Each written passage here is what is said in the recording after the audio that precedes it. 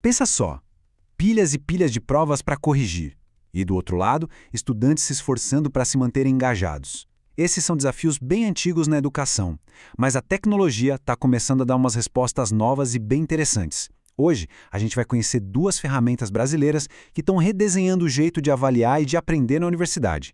Então, vamos lá. Essa pergunta é bem importante, né?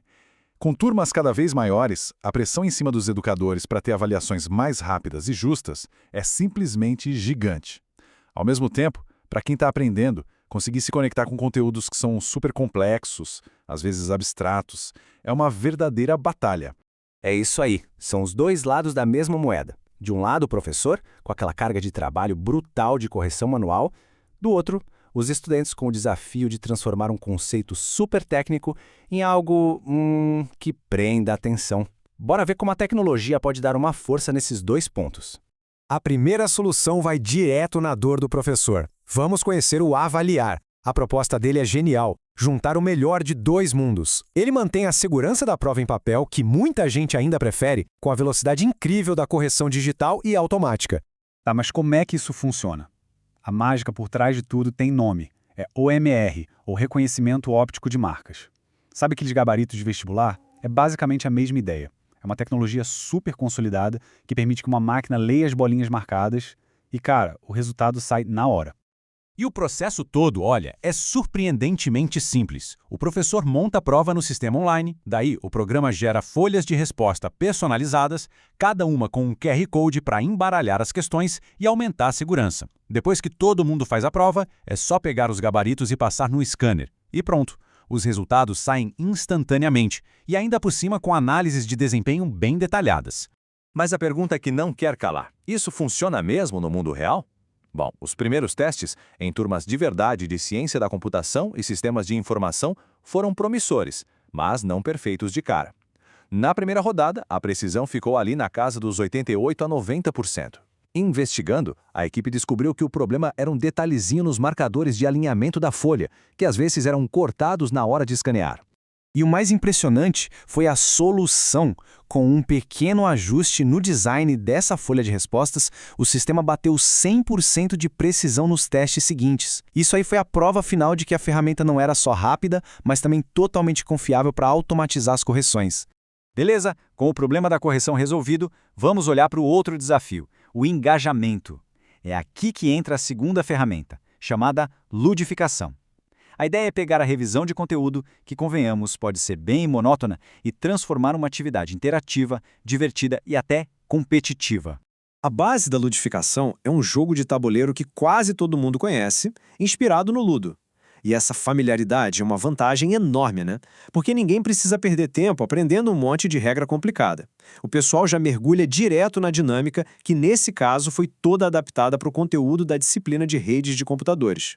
E a dinâmica é muito bacana. A equipe joga o dado num tabuleiro físico, de verdade, só que para conseguir avançar a pecinha, precisa acertar uma questão de múltipla escolha que aparece na tela do computador. Ou seja, não adianta só ter sorte no dado, tem que saber a matéria para progredir no jogo. E o melhor de tudo é que a ferramenta é super flexível. O professor tem controle total. Ele pode configurar o banco de questões, ajustar o tempo de resposta dependendo da dificuldade e até criar bônus para quem acerta. Isso significa que o jogo se adapta perfeitamente a qualquer turma. Essa citação aqui resume perfeitamente o que os 87 estudantes que testaram o jogo sentiram. A experiência transformou uma atividade que poderia ser um tédio, como revisar conceitos, em algo que eles mesmos descreveram como dinâmico, interativo e participativo. O aprendizado virou um evento social e divertido.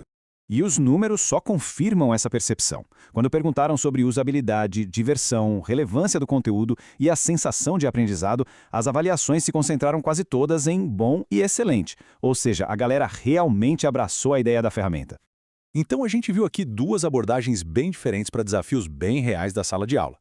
Vamos colocar as duas lado a lado para entender o que elas realmente representam quando o assunto é inovação. De um lado, o avaliar, que resolve a ineficiência da correção com automação, garantindo 100% de precisão e economizando um tempo gigantesco dos professores. Do outro, a ludificação, que ataca o baixo engajamento com o jogo, tornando o aprendizado dinâmico. São dois caminhos distintos, mas com um objetivo em comum: uma sala de aula melhor. E aqui a gente chega no ponto mais importante de todos. Nenhuma dessas tecnologias quer substituir o professor. Muito pelo contrário. Elas dão mais poder a ele. Ao automatizar tarefas repetitivas, o avaliar libera tempo para um ensino com mais qualidade. E a ludificação dá uma ferramenta nova e poderosa para engajar a turma de um jeito ativo. Essas duas soluções mostram o poder que a inovação focada em problemas reais pode ter. Isso, claro, faz a gente pensar no futuro, para onde a tecnologia educacional pode e deve ir a partir de agora. Então, o que a gente tira de tudo isso? Primeiro, que a tecnologia, quando bem direcionada, resolve problemas concretos. Segundo, que a automação pode liberar os professores para fazer o que eles fazem de melhor. Terceiro, que a gamificação funciona sim para tornar o aprendizado mais eficaz e divertido. E, talvez o mais interessante, essa mistura do físico com o digital parece ser um caminho com potencial enorme. E isso tudo nos deixa com uma pergunta para refletir. Vimos a avaliação e a revisão de conteúdo serem transformadas. Qual será a próxima fronteira? Que parte do processo de aprendizagem a tecnologia deveria reinventar para criar uma educação ainda mais eficaz e inspiradora?